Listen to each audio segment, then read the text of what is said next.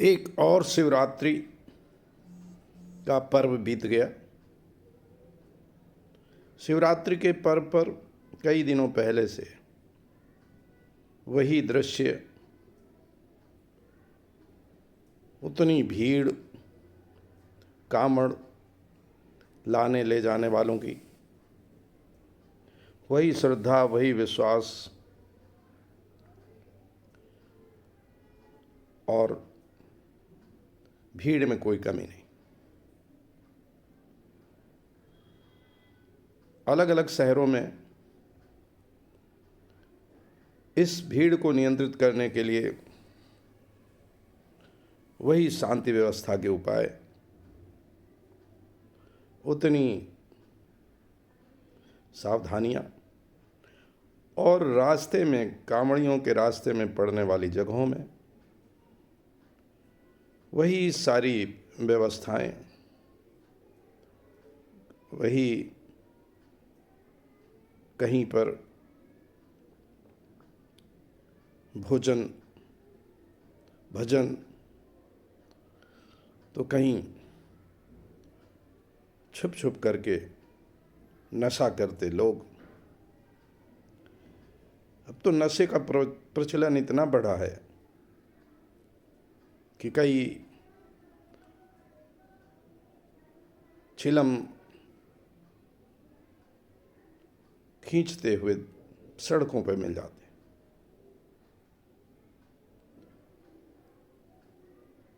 ये आस्था का विषय है।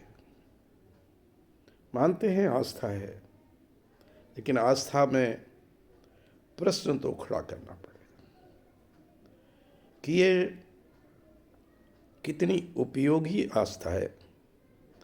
इसका भौतिक लाभ भी है, आध्यात्मिक लाभ भी है, मानसिक लाभ भी है, स्वास्थ्य का लाभ है।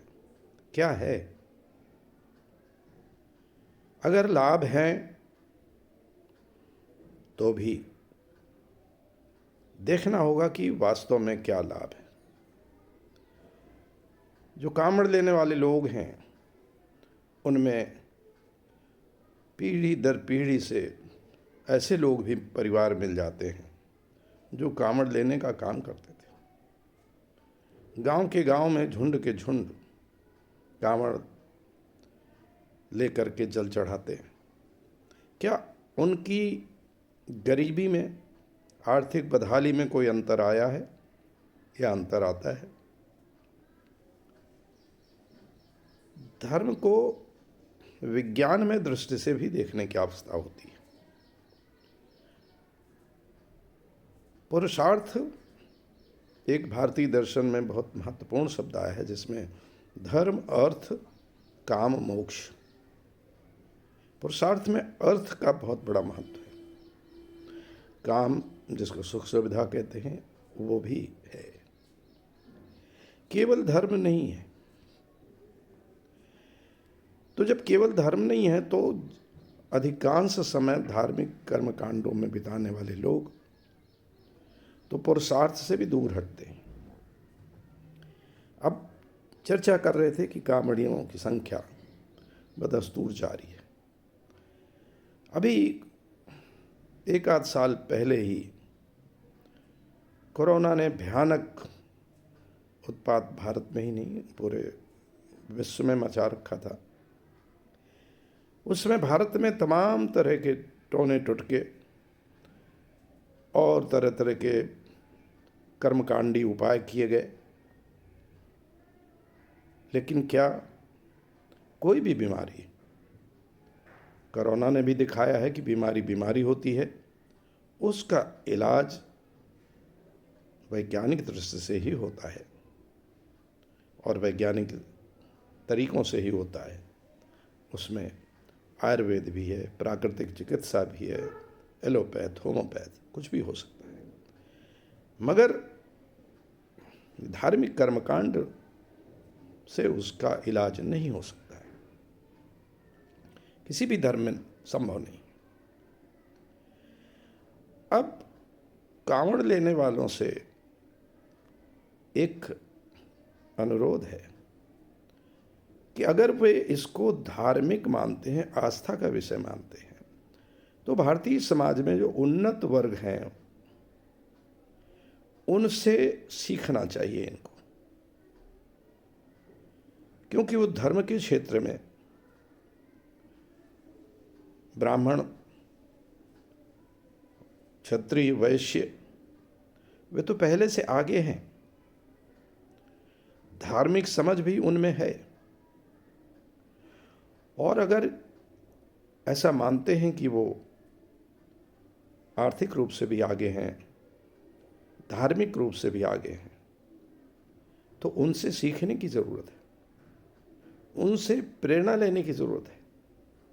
और कांवड़ लेने वालों की संख्या में ओबीसी, एससी, एसटी ये 99% से अधिक लोग हैं। इनके सर्वे बार बार हुए हैं। इनमें यही पिछड़े समाज के लोग, अनुसूचित समाज के लोग भारी संख्या में हैं और लगभग संपूर्ण संख्या में है।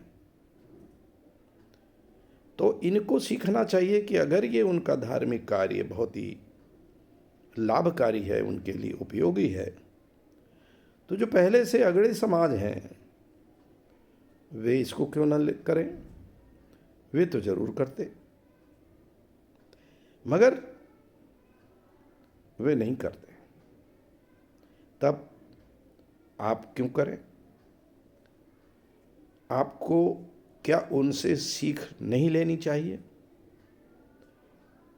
और अगर नहीं ले रहे हैं तो ये आपकी भूल है, आपके समझ की कमी है।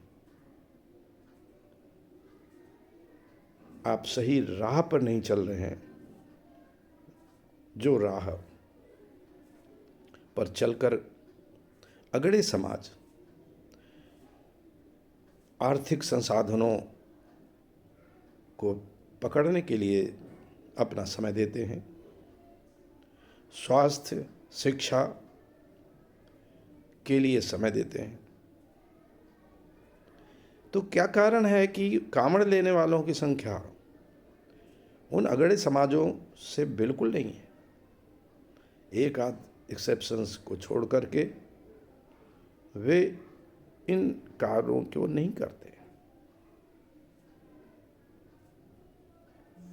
क्योंकि कांवड़ लेते समय आपका समय भी लगता है, आपका धन भी लगता है, और आपका स्वास्थ्य कुछ दिनों के लिए तरह तरह के कष्ट हो जाते हैं शरीर में, स्वास्थ्य गड़बड़ होता है। इस स्थिति में आपके कार्य का भी नुकसान होता है। लेकिन फिर भी अगर लगता है कि इससे आपको आपका भविष्य बनाने के लिए बहुत लाभ है, तो आप अगड़ों से सीखिए। अगर ये लाभकारी होता तो अगड़े तो अवश्य करते। जो ब्राह्मण समाज भारतीय हिंदू की व्यवस्था में सर्वोच्च पायदान पर है, वो जरूर करता, और जो दूसरे अगड़े समाज है वे करते। और विभिन्न समाजों में भी जो आर्थिक रूप से सक्षम हैं, जो शैक्षिक रूप से सक्षम हैं, उन्नत हो चुके हैं, वे भी आप देखेंगे कि कांवड़ लेने वालों में आपको नहीं मिलेंगे। इसलिए हर तरह से आपको समझने की ज़रूरत है। आपको अपना धर्म फिर से समझना होगा, आपको अपने कर्मकांड फिर से देखने होंगे कि कौन कौन करें और कौन हम ना करें। धर्म तो ध्यान से ही ब्रह्म की, आप अगर आस्थावादी हैं तो उपासना कर सकते हैं। आप मेडिटेशन करके आप ब्रह्म का स्मरण कर सकते हैं। उसके लिए भांति भांति के उपाय करने की कोई आवश्यकता नहीं है,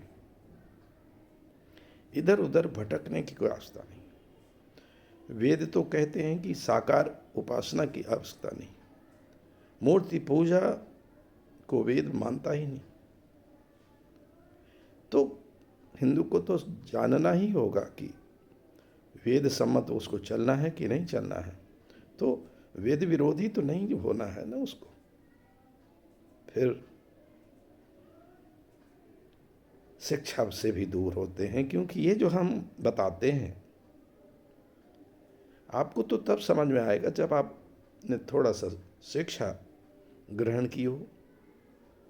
और अगर शिक्षा ग्रहण की है तो आपकी तर्क बुद्धि होनी चाहिए, आपको स्वयं तर्क करना चाहिए, अपने आप से पूछना चाहिए, परिवार से पूछना चाहिए कि सही है क्या गलत है। और अगर समझ में नहीं आता है तो जो उन्नत समाज हैं, जो अग्रणी समाज हैं, वे क्या करते हैं उनसे सीखना चाहिए। और फिर से अपने आसपास देखिएगा, अग्रणी समाजों के लोग कांवड़ लाने ले जाने में आपको नहीं मिलेंगे, एक आध को छोड़कर। इसलिए पुनः चिंतन करें और अपना भविष्य तय करें कि आपको क्या करना है। एवं अस्तु।